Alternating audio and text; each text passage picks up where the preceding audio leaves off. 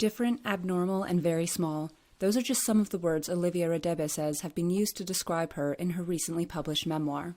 The 27-year-old writer says her late grandmother encouraged her to persevere with her studies and with living independently, and she has.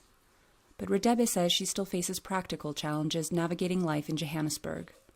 You cannot ask help and not pay someone, because I'm not on a permanent job, and also the money that I get from the government is not enough to sustain me to that certain level whereby I can afford to pay everyone and anyone. Like, it's a bit of a challenge.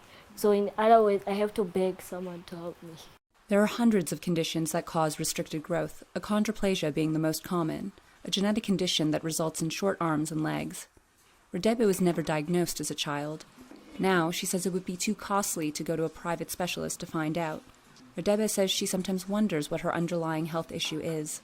Because at a later stage, I might be having other complications. So if I was diagnosed earlier, maybe I would have known that, okay, fine, in 10 years' time I should expect this, I should live like this.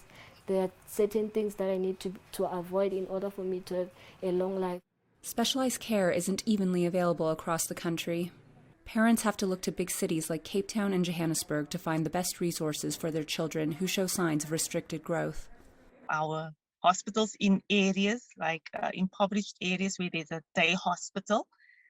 So a parent will go and take the child, but the nurses, the doctors are not aware of the condition that the child has.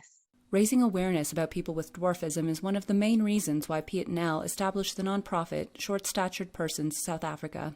That we can share ideas and come together, and also that the public can know what we are about. The 57-year-old says he struggled with accessibility and discrimination throughout his life.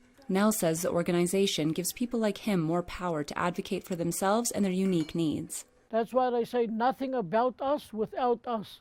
You can't talk for us, we must talk for ourselves. Like I say, we must stand together and fight for our rights. And the country, he says, is starting to listen. Nel's group met with South Africa's Social Development Minister to discuss their health and reproductive needs that go unaddressed.